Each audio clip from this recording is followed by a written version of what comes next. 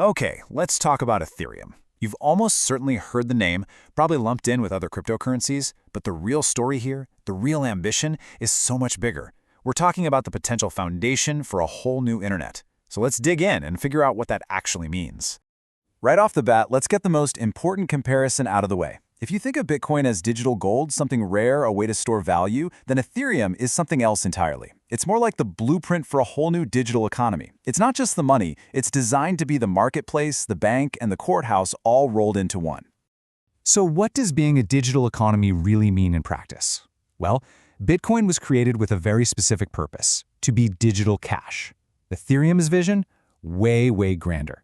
From day one, it was designed to be a kind of decentralized world computer. A global platform that nobody owns, but anyone, and I mean anyone, can build on top of.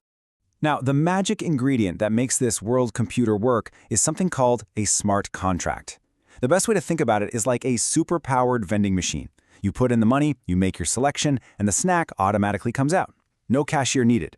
Smart contracts apply that same exact logic. If this happens, then that happens, to basically anything, from complex financial trades to buying digital art, all without the need for a costly middleman.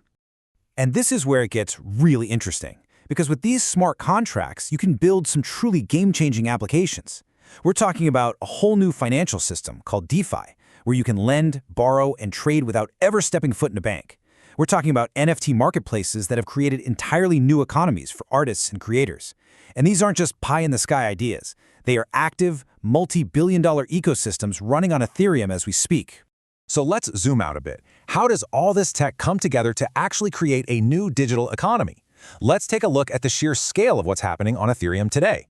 In the world of decentralized finance, or DeFi, Ethereum isn't just a player, it's the undisputed king.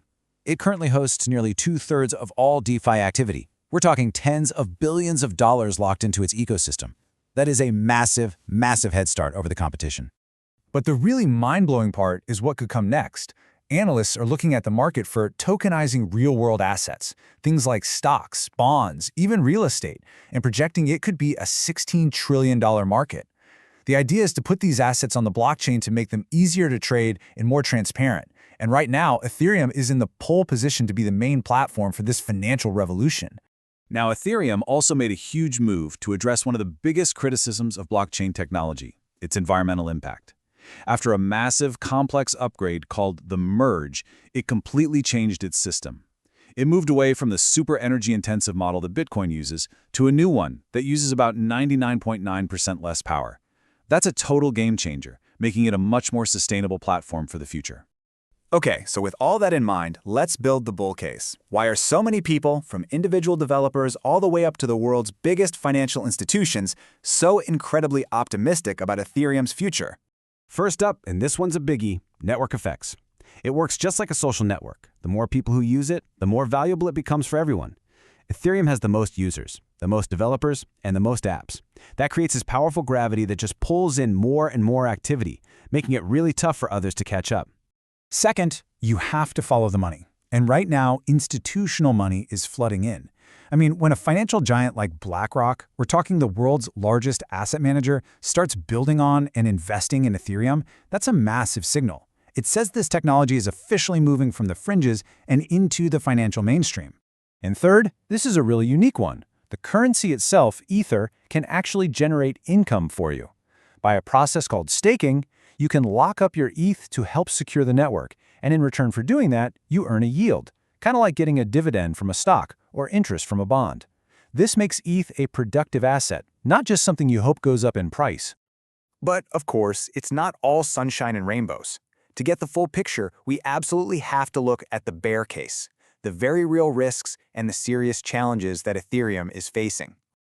Let's be perfectly clear. This is a wildly volatile asset. The price of Ether is famous for its extreme swings. We've seen it drop by 70%, even more, in past cycles. This is absolutely not an investment for the faint of heart. And Ethereum's dominance? It is not guaranteed. There's a whole new wave of competitors, blockchains like Solana, for example, that were designed from the ground up to be faster and cheaper. And you better believe they are aggressively trying to steal market share. And finally, there's the elephant in the room for all of crypto: regulation. Right now, governments all over the world are still trying to figure out what to do with this stuff. New rules, or even just the threat of new rules, could have a major, major impact on the entire ecosystem. So, after all that, where do we land? Let's try to put the bull case and the bear case together to get to some kind of verdict. You know, it really boils down to this. Ethereum could be an incredibly powerful long-term play if you truly believe in this bigger vision of a decentralized internet, and, this is a big and, you have the stomach to handle the insane volatility. But if you're looking for short-term, stable, or guaranteed returns, this probably isn't the asset for you. I think this quote from our source material just nails it perfectly. The real investment case for Ethereum isn't about buying a cryptocurrency. It's about making a bet on the future infrastructure for a new kind of global economy. And that brings us right back to where we started, full circle.